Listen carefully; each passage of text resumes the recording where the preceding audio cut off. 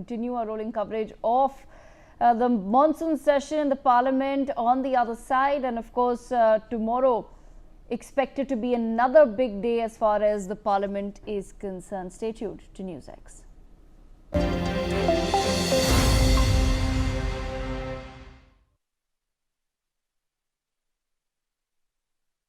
February 2006 Gujarat Ahmedabad station में bombing, 2006 मार्च Varanasi cantonment station, जुलाई 11 2006 Mumbai Maharashtra train bombing, 300 से अधिक लोग की मृत्यु हुई। मालेगांव महाराष्ट्र 2006, पानीपत हरियाणा 2007, हैदराबाद मक्का मस्जिद बॉम्बिंग 2007, अगस्त 2007 हैदराबाद में फिर से लुम्बिनी गार्डन के गोकुल चाट पे बॉम्बिंग, लखनऊ में बॉम्बिंग, 2008 पे रामपुर पे उत्तर प्रदेश पे बॉम्बिंग, सितंबर में दिल्ली में करोल बाग पे बॉम्बिंग, 2008 दिल्ली में सितंबर 27 में बॉम्बिंग। इसे लिस्ट जाते रहते हैं। In just 10 years of the UPA government between 2004 and 2014, more than 8,000 civilians were killed because of terrorist attacks in this country. 8,000 terrorist civilians were killed.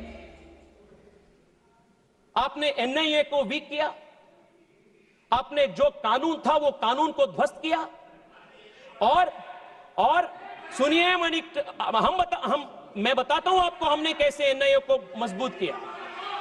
Madam, it was this deliberate ploy of weakening this country from within by deliberately weakening the institutions of this country that led to 8,000 innocent civilians killed because of terrorist attacks. And this was also the position in Kashmir. Every Friday there were toll painters. Every Friday there was a plan for the next calendar of terrorist attacks.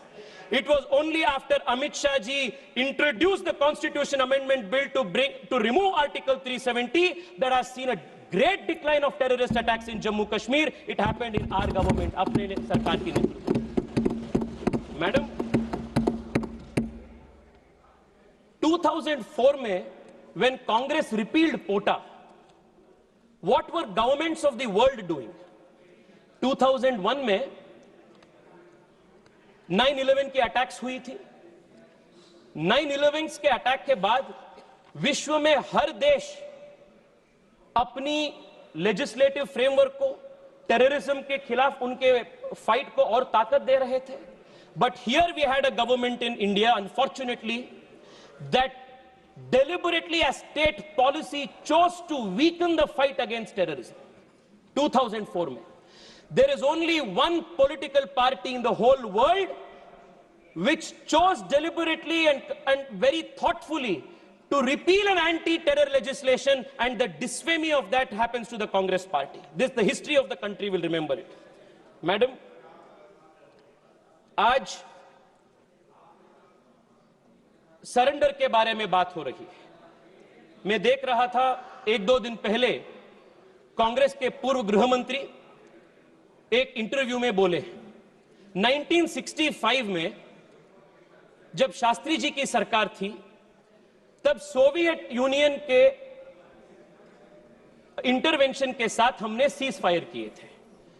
सो उन्होंने बोले कि हमने accept कर रहे हैं, we are accepting that the Soviet Union had actually created the ceasefire. Why are you not doing it? Madam, I want to remind the Congress party that the Bharatiya Janata Party and the leadership under Narendra Modi is not habituated like you to perform actions for the country on the behest of foreign forces. Or 2008 mein, there is a very interesting speech of Arun Shourie ji. Madam, I'll conclude in 3 minutes. There is a very interesting speech of Arun Shourie ji.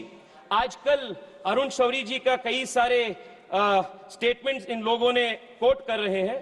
Arun Shourie जी ने बताया था जब उन्होंने राज्यसभा में बात कर रहे थे that the government should stop running to mummy.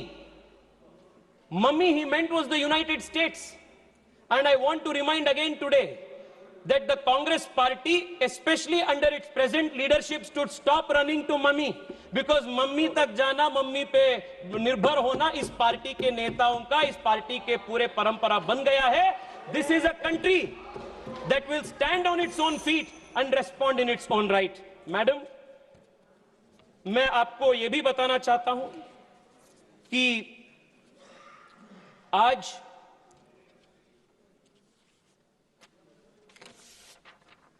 देश के प्रधानमंत्री जी के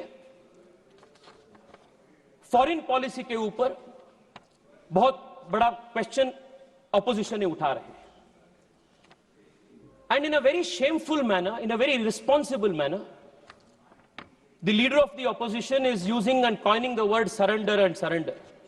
मैडम, मैं आपको बताना चाहता हूं, Narendra Modi ji is the defender of India and you are the surrendering forces of the country.